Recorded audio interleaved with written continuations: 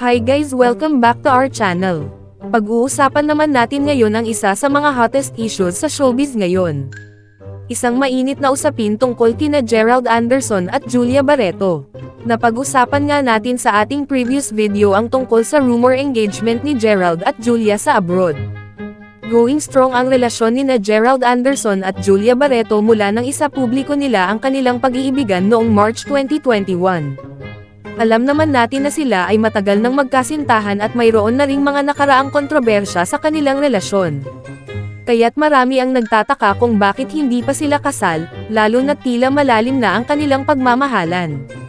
Ayon kay Gerald, marami na silang pinagdaanan ni Julia ngunit mas nananaig ang tiwala nila sa isa't isa kaya sila patuloy na nagtatagumpay.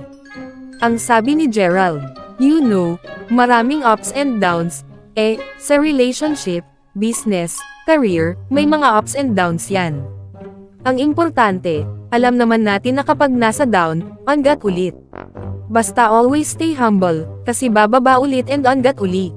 Never give up." And siguro ayon yung ginagawa namin, ni Julia, hindi kami nagi-give up sa mga endeavors namin and each other. Sinabi na ni Julia sa una niyang interview na di pa daw sila kasal ni Gerald Anderson at di raw sila nagmamadali. Nabanggit din ni Gerald na gusto pa niyang mag-focus sa kanyang karera at pag-aasenso. Nasa kanyang 30s pa lang si Gerald at posibleng hindi pa siya handang magsara sa ideya ng kasal.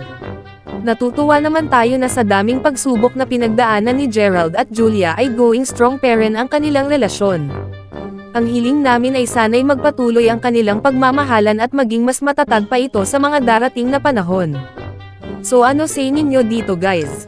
Comment your thoughts below and don't forget to subscribe to our channel.